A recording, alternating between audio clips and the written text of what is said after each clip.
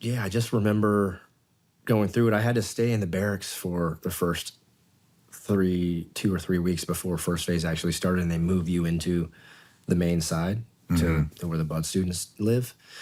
And it was all surrounded by the guys who quit. So they're all going out every night. They're all talking about it, you know, like, and they're playing that whole game of like, hey, welcome to the barracks, new guy. And you're like, but these guys all quit, you know? What are they making me scared and nervous about? The shit they quit for. So that actually fueled me a little bit. We're getting into your military career. 9/11 just happened, and you went to the recruiter, going to B.U.D.S. Yep, I went to the recruiter. You know, those guys, I don't know if they ever take anybody seriously, but for sure it was rough going through there, you know, hey, trying to convince me otherwise. But so I took back then it was like if you make it through B.U.D.S, you get $2,000. So, you know, and I was broke. So I was like, yes, you know, that was another motivation for it. I want that $2,000. Then I would have had $4,000 in my bank account because I did. Because after I finished, there was a guy who got orders to the East Coast that really wanted to be with his brother on the West Coast, and he traded me. And I was like, is it worth $2,000? And he was like, yeah. And yeah, we swapped orders. Nice. Yeah. So, yeah, I went to boot camp in Virginia Beach.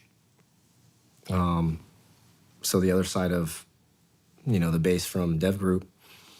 And did some training. We were waking up early in the mornings doing some of that training, you know, with the guys that were going to go to the program. Then I get over to B.U.D.S, I check in, and it's just game time from there. So my mental state really was just, I knew I wasn't going to quit anything because I needed that acceptance and that validation so bad that I would, you know, die for it, right? So that's strong. Who were you? It's just strange because we have a lot of similarities, and that's the only reason I made it through was validation for my dad, and from my dad. But who were you seeking validation from? From my imagination of Just somebody important. It's your ego. Yeah, absolutely. It's 100% ego. Yeah, absolutely. Okay. Yeah. And, you know, maybe some of my authentic self that I just didn't understand yet then, too, because I was lacking that, right?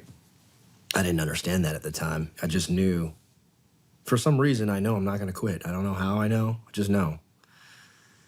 I didn't read into what was coming up each day. I didn't know. I wanted to, I prefer just minimizing the anxiety about some hard thing I have to do, even now, today, you know, and just do as much preparation as I can for it, right?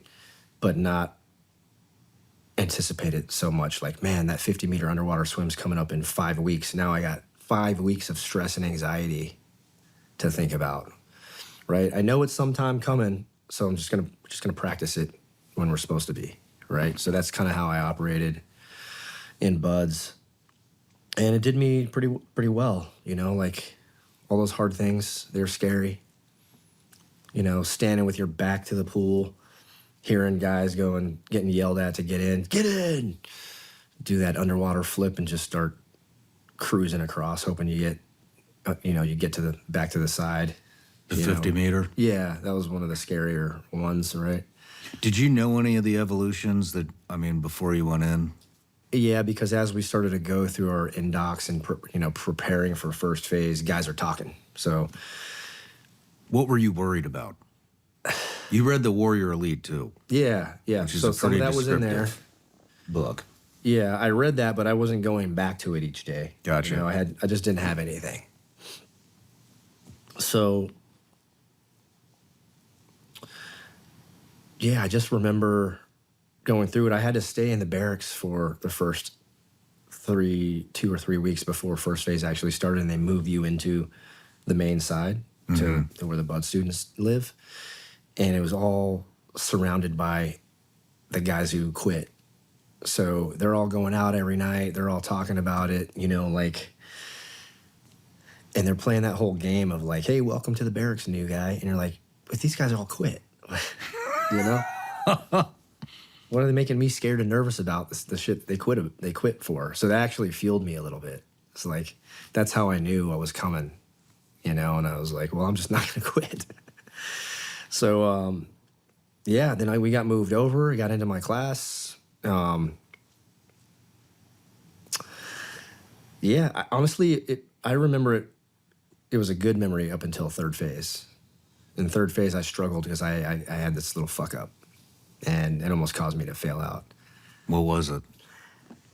You know, when you're doing the push-ups or the pull-ups to go into the chow hall to eat, you got to do 50 push-ups. You got to do a bunch of pull-ups with weight and those rubber magazines. Well, one of the days I was the last dude, and to be honest with you, I didn't have any magazines in the pouches, so I was light. Nice. So I go, man, do I go stop somebody? And I don't want to. Honestly, I didn't want to go. Oh shit! It was an accident. Yeah, I didn't want to go feel the embarrassment and get yelled at for breaking away. To go, hey guys, because I was the last day. Everybody ran inside. Now it's just 3 instructors waiting for me to do my damn strict pull-ups. And I didn't want in that moment to go, hey guys, I need some magazines. And then them all break out to what the fuck and just send me to the ocean and all the shit you're gonna have to do for anything. So I just went, fuck, I'm just gonna get up there and do them and hope they don't, you know? And so I went up, and instructor, I don't know exactly who he was, is like, Fettes, stop. And I'm like, stop hanging, fuck. How many magazines you got in your pouch? And then in that moment, I made the wrong decision. Instead of saying, I have none, I was like, I got 6, you know? Oh, and he was shit. like, get off the bars. And I'm like, fuck. Show me. I show him, they're not there. And he's like, you motherfucker, you're fucked, you know? And it turned into a nightmare for a couple of weeks while I was the dude.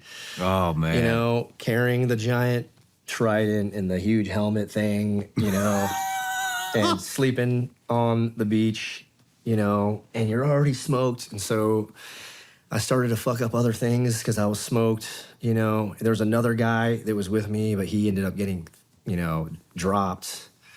He wasn't going to quit, but he just could not perform close to good enough. So they eventually like, hey, we just got to let him go. Stop fucking with him. So I had all that fear, like, fuck, I'm there now, you know? So every day, the extra shit I had to do, I was like, I just remember how low energy, like, dude, I had nothing, you know, on some of those days. And so we had big things to do on some of those days that I had that going on, like this monster mash kind of thing around the island. Remember where you like do the O course, rep around the island, go to a shooting range, shoot. I was like so smoked, I didn't remember the brief. I was probably doing this during the brief. And they were like, hey, when you get to the range, pick a number. That's the lane you shoot in. So when I got there, I was like, fuck, I don't know which lane I'm supposed to shoot in. So I go, okay, God, please let me pick the right one. I just lay down, start shooting, ends up being somebody else's lane. So he had double shots on his target. So we get through the whole thing. I finish it. I get a decent time for how smoked I was. And then we go back through the brief, and they're going through the shots. And now we're sitting in class. And they're like, hey, something weird happened. And I'm like, God, I know it's me, you know? Oh, man. And they're like, Meckling, why did you shoot 6 shots on your thing instead of 3? And he was like, what? You know, I didn't, you know? And I'm like, that was me, you know, and they're like, Fettes, you know, what the fuck? You can't get it together, dude, you know? And I'm like, dude, I'm just not gonna make it, you know? So I tried my best to keep plugging away. I think what happened was they finally let me out of that, or, you know, to rest up with the other guys a little bit and kind of give me the talk like, hey, you need to show us something this next week because, you know, we're keeping you, because we talked to everybody. And there was only like 13 guys from my original Hell Week finishing that were in that class still. And we had like 45 dudes. They all rolled into our class. So it kind of took over our class, and there were some really good dudes, like really high-performing dudes, right?